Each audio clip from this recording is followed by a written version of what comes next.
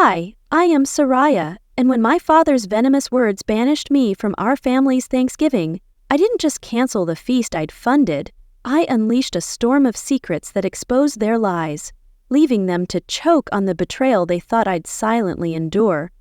My name's Soraya Farouk. I'm 38, the eldest daughter turned family errand runner, therapist, and bank. I'd spent years swallowing their slights, hoping my sacrifices would earn me a place in their hearts, but that hope died with their betrayal. Thanksgiving had always been sacred in our family, not for the warmth, but for the performance. A glossy veneer of togetherness layered over years of favoritism and unspoken grievances. Growing up in Raleigh, I wasn't a child, I was staff. My younger siblings were adored. I managed carpool, bandaged knees, and made sure homework got turned in. When I left for college, I thought I'd finally earned a seat as an equal. I hadn't. 3 weeks before Thanksgiving, I called my sister Amira to confirm the menu. "Soraya, you're handling the food, right?" she asked, her tone casual but expectant. "Of course," I replied, hiding my hurt. "I always do." Her silence on the other end felt like a warning, but I ignored it, desperate to believe I was still needed. "Don't mess this up," Amira added, her voice sharp. "Mom's counting on you to make it perfect." I swallowed hard, my heart sinking. "I always do," I repeated, my voice barely steady. The betrayal came a week before Thanksgiving 2022. My Aunt Nora shared a "can't wait to see everyone" message in the family group chat. I replied with a quick, "Same here, looking forward to it." A silence. Hours later, my cousin texted me privately. "Wait, are you actually coming? Your parents told everyone you weren't invited this year." My heart sank. I called my mother, confused. She danced around it, then finally said, "We're keeping it small, just immediate family." "I am immediate family," I replied, my voice tight with disbelief. "You've always been so intense, Soraya," she snapped.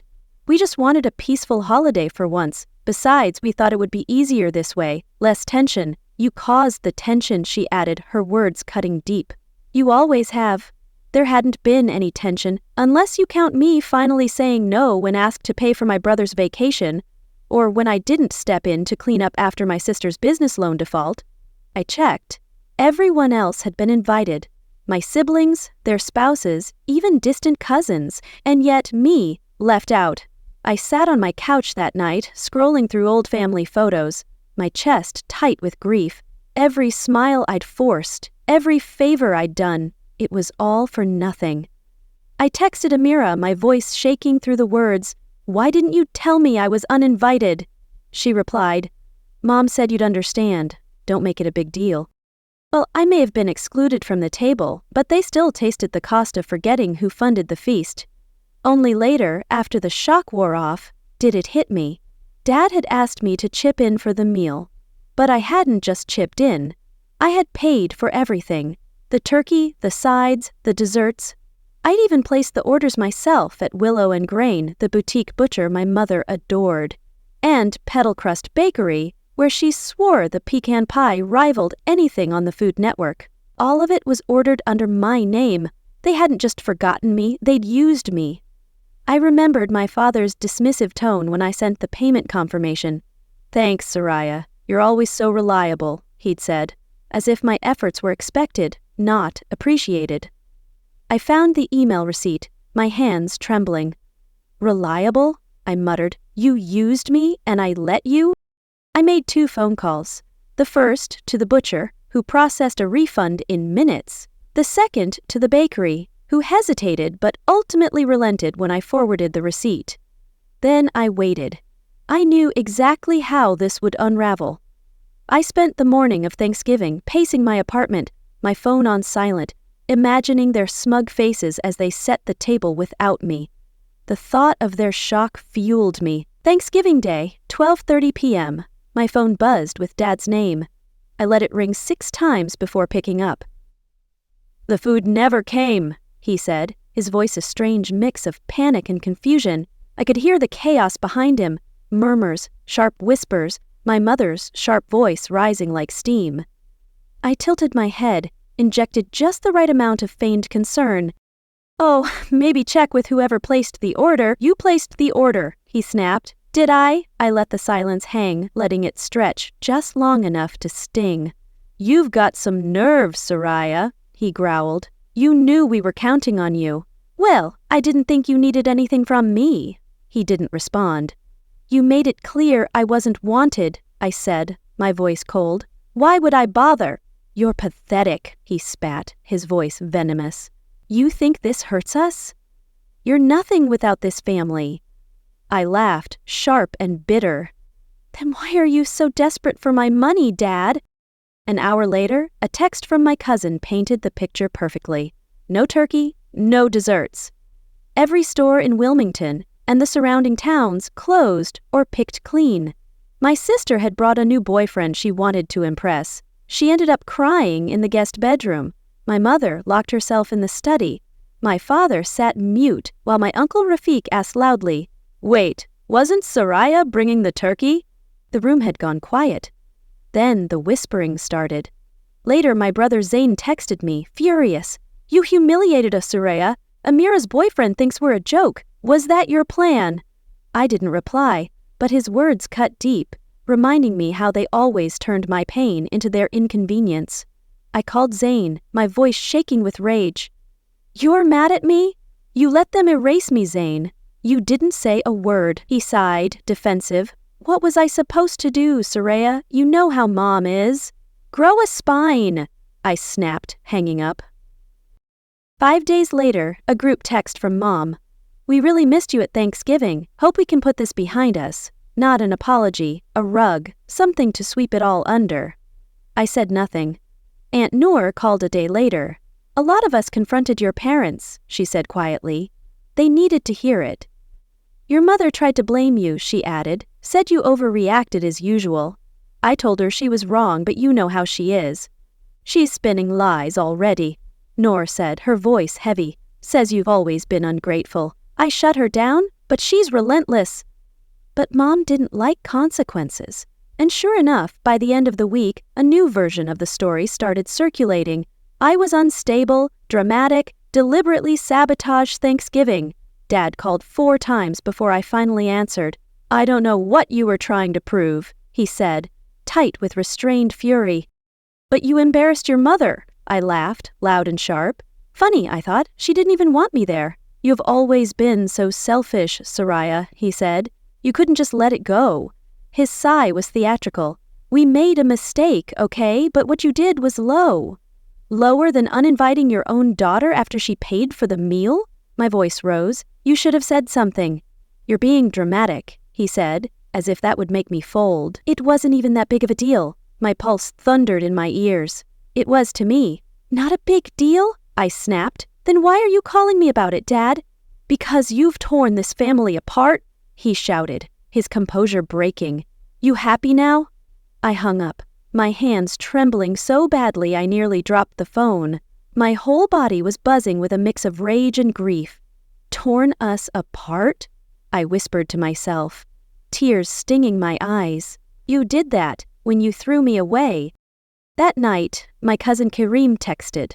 You officially started a war. Apparently my mother was already spinning her version of the story. How I'd always been difficult and how this just confirmed it. I called Noor that night, my voice shaking. They're painting me as the villain, aren't they? She sighed.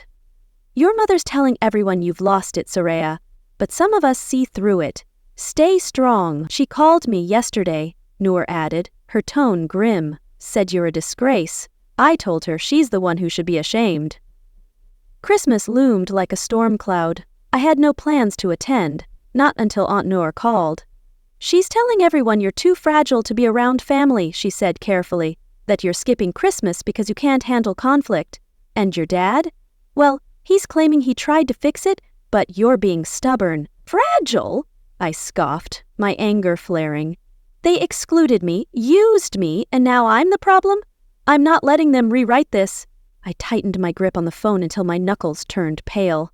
Oh no, they weren't going to rewrite my story. They're scared, Soraya, Noor said. You've exposed them and they're lashing out. Don't back down now. The week before Christmas, I texted Zain, testing the waters. You buying Mom's story about me? He replied hours later. Not really, but you know how she gets. I'm staying out of it. His neutrality stung, but it was better than his earlier anger. I decided then, I'd show up, not for them, but to take back my narrative. Christmas Eve, 2022. I arrived fashionably late to my parents' house, the Wilmington air crisp with winter. The second I stepped inside, it was like someone scratched a needle across a record. Conversation cut off mid-sentence. My mother's expression froze. My father stopped mid-sip of his whiskey. My sister blinked like she'd seen a ghost. "Hey," I said casually, pulling off my scarf with a smile. "Merry Christmas." My mother found her voice. "Oh, you made it. Didn't think you'd dare show your face," she muttered under her breath, but I caught it. "Emotional, wouldn't I?" I shot back, my tone icy. "You don't get to banish me and expect me to stay gone." "Of course," I replied sweetly. "Wouldn't miss it." Then I stepped aside to reveal my surprise guest. My grandmother. Her mother. My mother's face drained of color. Years ago, they'd had an irreparable falling out. My mom had tried to erase her from our lives entirely, but I never cut contact. Grandma had been horrified when she heard about Thanksgiving.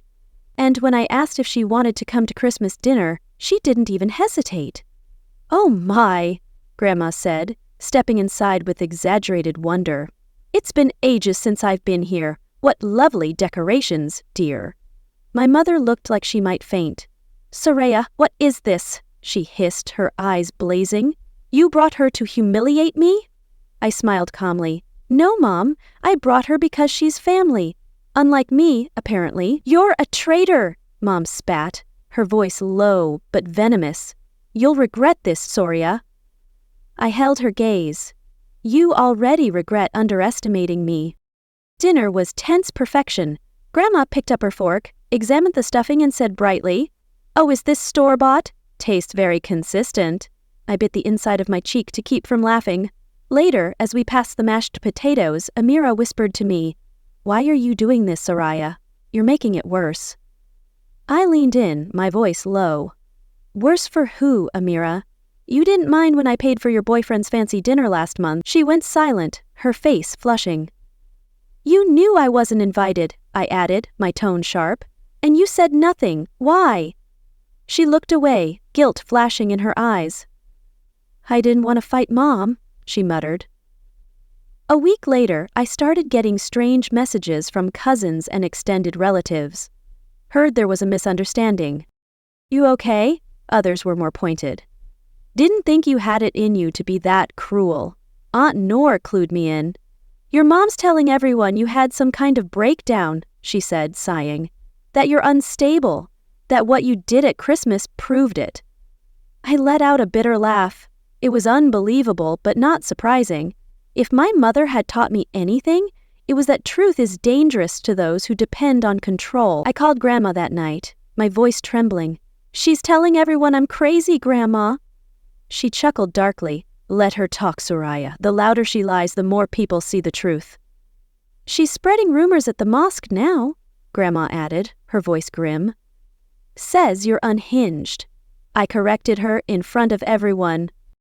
If you've ever been the black sheep at the holiday table, or found strength in standing alone, don't miss what happens next. Subscribe to the channel to follow Soraya's journey as family secrets unravel and quiet revenge turns into lasting power. The realization landed hard, like a gut punch.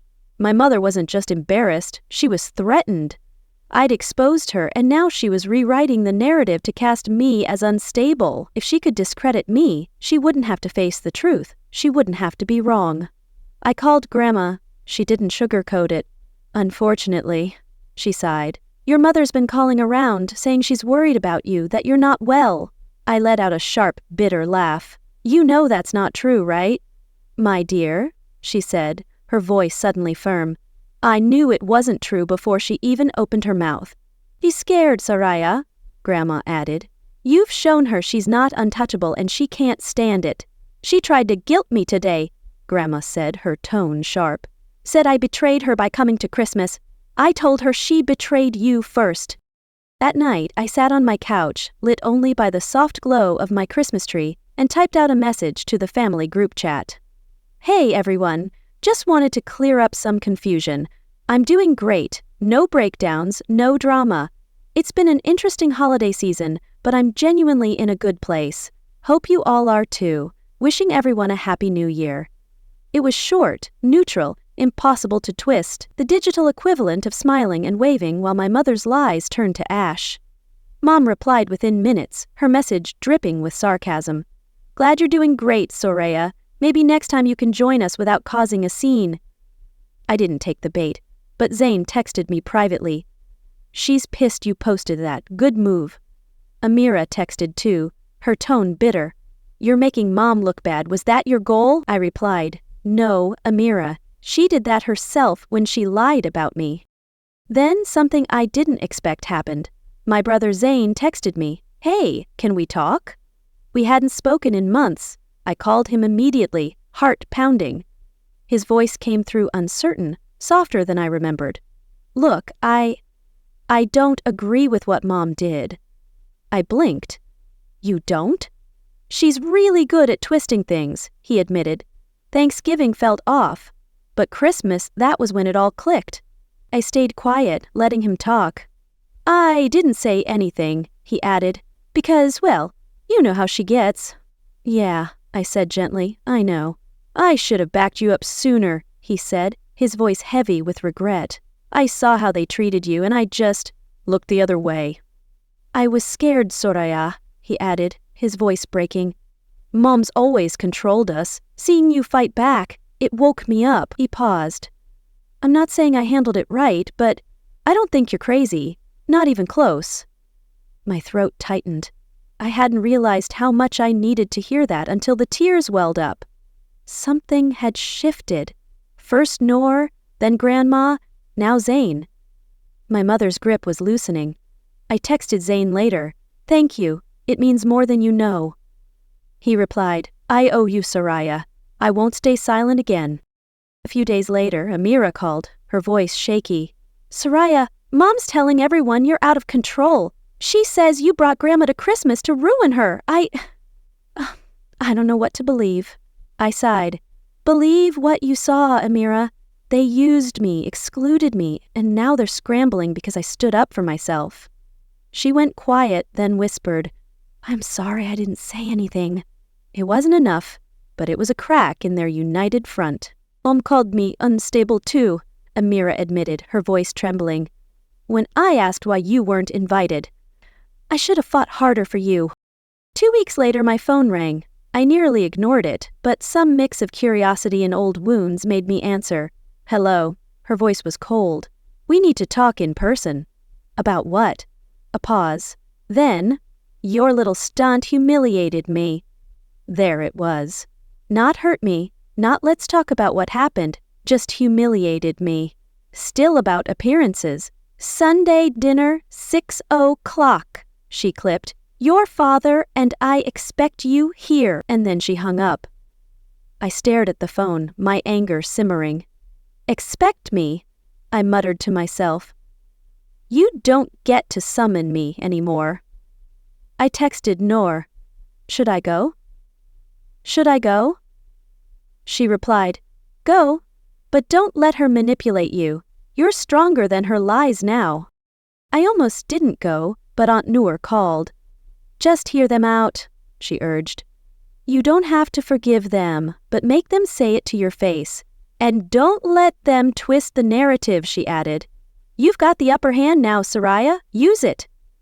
She's spreading rumors to everyone, Noor warned. Says you're mentally unstable. Show them you're not. So on Sunday evening, I pulled up to my parents' house again. The tension hit me the moment I stepped into the dining room. It was heavy, almost physical. My dad stood stiffly near the end of the table, hands clasped too tightly. My mom sat at the head like a judge awaiting trial, arms crossed, mouth tight, eyes sharp. My sister pretended to be absorbed in her phone. My brother Zane sat on the edge of his seat, glancing nervously between us all. Mom exhaled hard. Do you have any idea what you've done? I tilted my head. Which part are you mad about? Canceling the turkey, bringing Grandma to Christmas, or the fact that people stopped believing your version of the story? You're so dramatic, she spat. You've always been impossible, she added, her voice dripping with disdain. This is why we didn't want you here. Impossible, I shot back, my voice rising. You used my money, lied to my face, and threw me out. That's not drama. That's betrayal. Dad stepped in, his voice low but tense. Your mother's hurt, and you've done nothing but make her look bad. She made herself look bad? I replied calmly. I just stopped covering for her. Mom's face flushed. The truth? She hissed. You mean your version of events? Because in my version, you abandoned your family, refused to let go of the past, and took revenge over a simple misunderstanding. Misunderstanding? I laughed bitterly. You lied to my face, Mom. You used my money and then erased me. You're a disgrace, she spat, her eyes blazing. You think you can ruin us and walk away? I stood, the word cracked through the air. You didn't invite me. You let me pay for the food and then pretended I didn't exist. We never meant to exclude you, she snapped. We just thought it would be easier, less tension, and then you made it worse. You told people I was unstable. You tried to destroy my credibility. You embarrassed me, she shot back, in front of everyone. And you deserved it, I said, my voice steady but sharp. You thought you could control the story, but you can't control the truth. You're nothing to this family, she hissed, her voice venomous. You never were! I leaned forward, my voice low and fierce. Then why are you so afraid of me now? And then Zane spoke. Mom, he said quietly, but with surprising firmness. You did exclude her. You told everyone she wasn't coming. You let her pay for everything. That was wrong, she turned toward him, eyes flashing. Oh, don't you start, too. No, Mom, you need to hear this, Zane said, his voice rising. You've been manipulating us for years, and Soraya's the only one who's called it out. You've lied about her for years, Zane added, his voice trembling with anger, and I'm done pretending it's okay. But Zane didn't back down. No, you crossed the line. You always do when you feel cornered. Dad shifted uncomfortably. We should have handled it differently. Mom narrowed her eyes. What does that mean? He hesitated. Maybe she has a point. The room stilled, but I wasn't done. You didn't just leave me out, I said. You tried to paint me as unstable. You called relatives and said I was having a breakdown. Why, Mom? And then she said it. Because I was embarrassed. Silence fell. She blinked, like she hadn't even realized the truth until it spilled out. I didn't know what to say when people asked. It snowballed. I didn't want to be the villain. So you made me the villain, I said quietly. You chose your pride over your daughter, I added, my voice trembling with years of pent-up pain. And you lost me because of it. She didn't answer. You broke this family, Mom, I said, my voice breaking. Not me, you. And beside her, for the first time in my life, I saw my father look at her like he didn't recognize the woman sitting at the head of the table.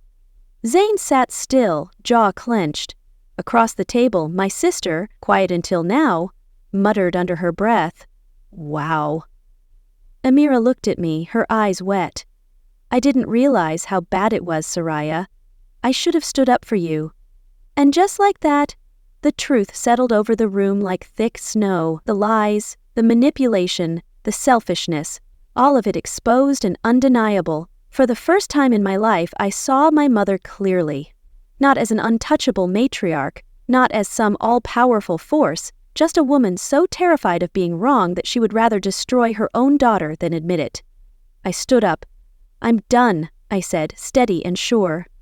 I don't need an apology because I don't think you're capable of giving a real one, but I need you to understand that I'm done. My mother flinched like I'd struck her. Wait, no. You don't get to walk away like that, she snapped. You don't own me anymore, I said, my voice fierce. You lost that right when you betrayed me. You did this, I said firmly. You shut me out. And when people noticed, you rewrote the story. You made me the villain because you couldn't handle the truth. Her lips parted, but nothing came out. I turned to my father. I appreciate that you tried, but you let it happen. And that hurt too. You stood by while she tore me apart, I said, my voice breaking. That's on you, Dad. He didn't have a response. He looked down at his folded hands. I looked to my siblings. My sister blinked, face tight with guilt. I should have said something sooner, she said softly. Zane gave a quiet nod. Me too. It didn't fix anything, but it mattered. As I walked out, Mom called after me. This isn't over, Soraya. I didn't turn back. It is for me, I said, and closed the door behind me. As I stepped into the cold, I felt a tear slip down my cheek. Not for them, but for the girl who'd spent years begging for their love. In the weeks that followed, I created distance. Mom sent shallow texts. Can we move past this? I left them on read. Aunt Nora checked in regularly, her support constant. Grandma sent a handwritten letter, full of warmth, telling me how proud she was that I stood up for myself. She wrote, "You've shown them who you are, Soraya. Don't ever let them dim your light again." I told the family, "You're stronger than they'll ever know," Grandma added. "Your mother's losing her grip and she knows it." But the real surprise came from Zane. One evening in mid-January he texted, "Want to grab coffee?" We met at a quiet cafe in North Wilmington. We ended up talking for nearly 5 hours. "I think I spent so long trying to keep the peace," he said. "I didn't realize how much damage she was doing." "I was scared to cross her," he admitted, his eyes downcast. "But seeing you stand up to her, it made me realize I've been a coward." "I found an old photo of us," he said, pulling out his phone. "You were always there for me, Soraya. I failed you." "Yeah?" I replied, my voice low. "I get it." And in that moment I realized I wasn't alone. Not anymore. Amira texted me a week later, her message hesitant. "I'm sorry, Soraya. I didn't see how much Mom was hurting you. Can we start over?" I didn't reply right away. Trust would take time. But her words were a start. "I'm trying to break free too," she added. "Mom's lies hurt me too. Help me, Soraya." If you've ever been the scapegoat in your own family, the one who sees the dysfunction while everyone else clings to the illusion, then you know this feeling. The hollow ache, the constant questioning, the heartbreak of being told you're the problem just for setting boundaries. You've heard it. That never happened. You're too sensitive. Stop making everything about you. Standing up to that dynamic, it's terrifying. But sometimes the most powerful thing you can do isn't forgive, it's refuse to play your assigned role. The empty chair at their next Thanksgiving table. That won't be my shame. That will be my peace. And I'll make damn sure they feel the weight of it, not me. And if you're still nodding along, maybe it's time you ask yourself which tables in your life are nourishing you, and which ones are just keeping you starved for love you'll never be given. But as I sat alone that night, staring at the family photo I'd kept despite everything, I felt the weight of my victory, and the grief of what it cost. I'd reclaimed my voice, but the scars of their betrayal lingered, a quiet reminder that peace comes at a price. If you've ever been silenced, sidelined, or labeled for standing your ground, drop a comment. I'd love to hear your story. Support matters. Protecting your peace isn't selfish, it's necessary. Choose respect over obligation. If this resonated with you, hit subscribe. Soraya's journey might be over, but yours may just be. And if my family thinks they can pull me back into their drama, they'll learn the hard way. I'm done playing their game.